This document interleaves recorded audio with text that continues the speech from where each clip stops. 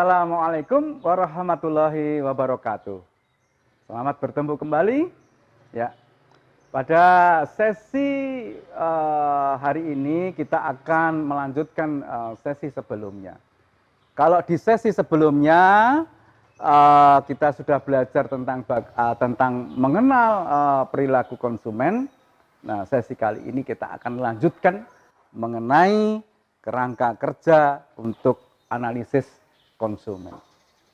Baik, bagaimana kerangka kerja analisis konsumen? Jadi ternyata analisis konsumen itu tidak begitu serta-merta tanpa kerangka kerja, tetapi analisis konsumen itu memerlukan kerangka kerja.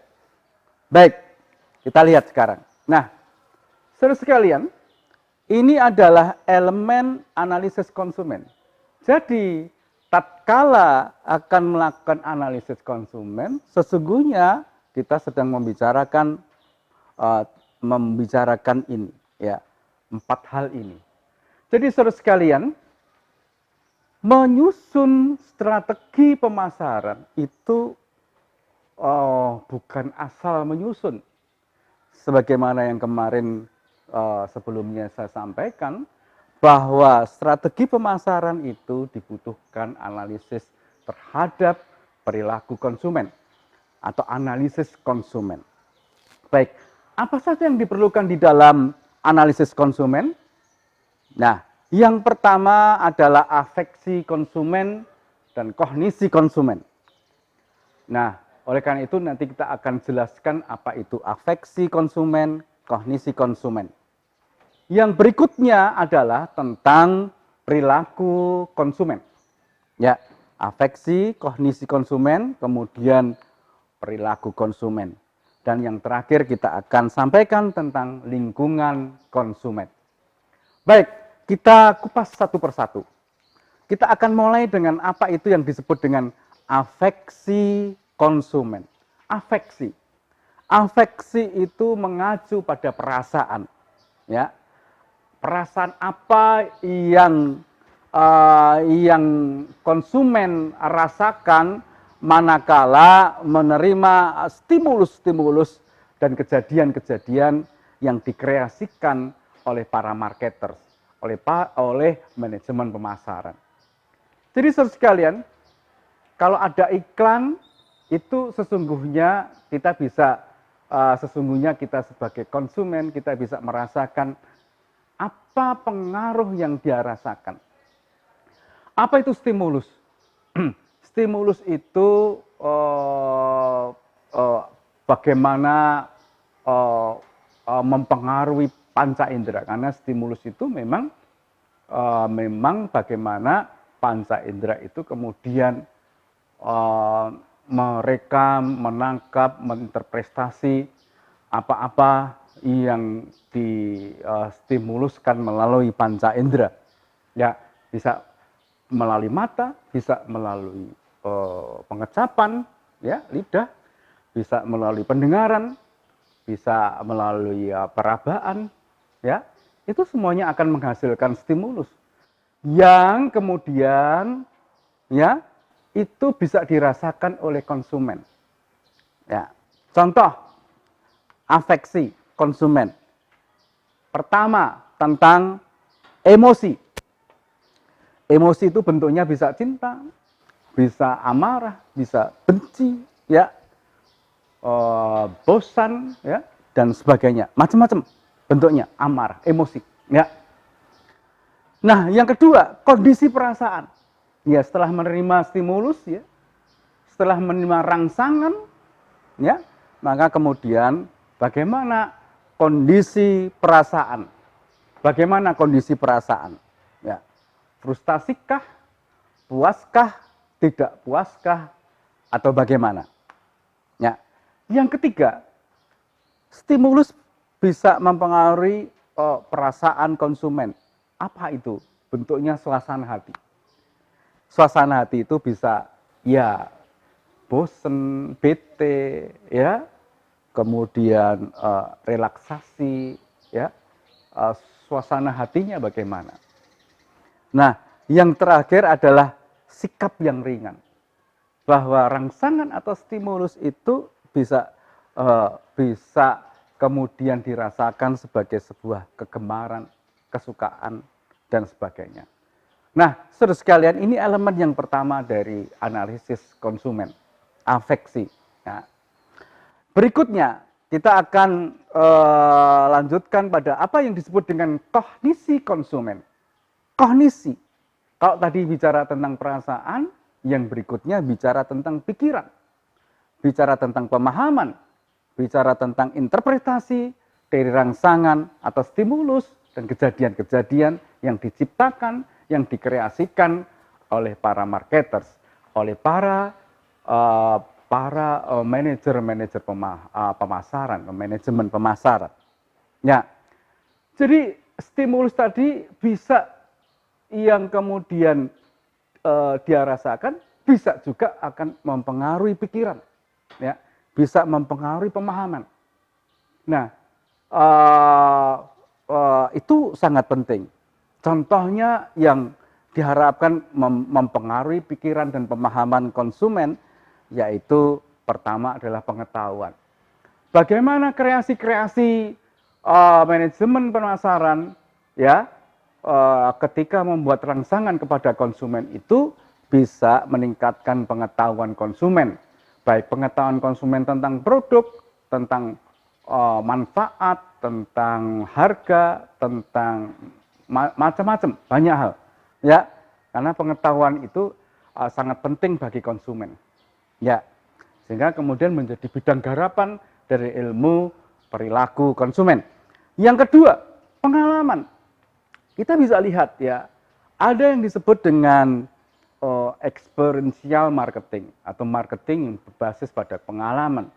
Ya, dasarnya sesungguhnya adalah menggarap kognisi konsumen berdasarkan pengalaman. Karena pengalaman itu memberikan pengetahuan. Pengalaman itu memberikan pemikiran. Pengalaman itu memberikan interpretasi, membangun interpretasi baik itu sebuah produk, ya, baik barang maupun jasa maupun ide-ide, ya, tentang hal itu, tentang apa yang dijual oleh perusahaan. Ya. Nah, yang ketiga adalah pemikiran sadar ataupun otomatis. Jadi kesadaran, ya, ataupun otomatis kemudian memberikan kesadaran pada konsumen itu juga sangat dipengaruhi oleh bagaimana upaya perusahaan itu membangun kognisi konsumen. Ya, dan berikutnya adalah detail-detail informasi. Detail-detail informasi itu juga akan membangun kognisi konsumen, membangun pikiran, membangun pemahaman, membangun interpretasi konsumen atas rangsangan atau stimulus dan kejadian. Baik, saudara sekalian, kalau tadi sudah bicara tentang apa yang dia rasakan dan apa yang dia pikirkan, ya, dan berikutnya adalah perilaku. Apa yang dia akan lakukan, membaca perilaku konsumen. Jadi ada rasakan, ada pikirkan, dan ada perilaku. Perilaku, ya, itu mengacu pada aksi fisik konsumen secara langsung, dapat diamati dan diukur oleh pihak konsumen. Apa saja yang mengarahkan perilaku? Macam-macam, ya. Meskipun perilakunya itu bisa baik, perilakunya bisa buruk, bisa positif, bisa mendukung, bisa pula negatif, dan bisa pula menolak. Ya, dan seterusnya. Apa yang bisa mengarahkan perilaku? Yang pertama, kualitas superior. Kualitas superior itu bisa mengarahkan perilaku konsumen. Tetapi bisa juga kualitas superior itu bisa saja menurunkan perilaku. Tergantung, ya, oleh karena tergantung segmen nanti yang akan dibidik seperti apa, customer segmennya seperti apa. Baik, berikutnya harga yang lebih rendah. Harga yang lebih rendah, ya, tidak bisa kemudian secara otomatis itu kemudian bisa mengarahkan perilaku konsumen. Ya, bisa saja harga yang rendah menginterpretasikan kepada konsumen bahwa itu adalah barang murahan, tetapi bisa juga menginterpretasikan kepada konsumen bahwa memang bukan barang yang rendah, tetapi karena kepandaian kepandaian perusahaan untuk untuk membuat harga yang rendah atau yang sering disebut dengan strategi kepemimpinan biaya. Baik, yang ketiga adalah kenyamanan yang lebih tinggi. Kenyamanan yang lebih tinggi itu mampu mempengaruhi, bisa mempengaruhi perilaku konsumen. Ya, kita bisa saksikan bahwa orang kadangkala tidak mau bersaing melalui harga, tetapi bersaing melalui kenyamanan dan juga pelayanan yang lebih baik. Ya, itu bisa saja harga lebih tinggi, tetapi kemudian konsumen bisa mengarahkan konsumen untuk berminat membeli dan konsumen untuk berperilaku membeli. Produk merek yang trendy, ya itu juga bisa mengarahkan perilaku konsumen, ya. Karena banyak juga orang yang membeli produk itu karena alasan brand, karena alasan merek, karena alasan produk, ya. Meskipun harga itu kemudian tinggi, ya mungkin karena brand, ya, karena mereka membeli itu karena brand, ya. Baik, saudara sekalian, yang berikutnya lingkungan konsumen. Lingkungan konsumen itu berpengaruh, ya, berpengaruh. Kalau di dalam teori sekilas, ya, tentang teori perilaku konsumen, pengaruh lingkungan konsumen itu bisa ada yang disebut dengan norma subjektif, yaitu bagaimana subjektivitas itu bisa subjektivitas dari endorser baik budaya, subbudaya, kelas sosial, kelompok acuan, keluarga, toko, ya, dan perlakuan itu bisa saja mempengaruhi mempengaruhi subjektivitas seseorang. Baik, saudara sekalian, apa ada budaya mempengaruhi? Oh iya, budaya bisa, ya, bisa mempengaruhi konsumen, baik mempengaruhi membeli ataupun mempengaruhi terhadap penolakan jika ternyata tidak sesuai dengan budaya, dengan subbudaya, dengan kelas sosial, dan kelompok acuan, keluarga, toko, produk, dan banyak hal. Itu juga harus kita pelajari.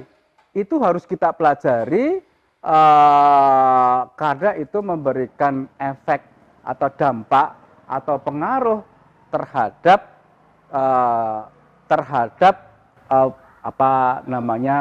konsumen. Baik, berikutnya. Nah, sekarang saya akan menyampaikan tentang peran penelitian dan analisis konsumen pada strategi pemasaran.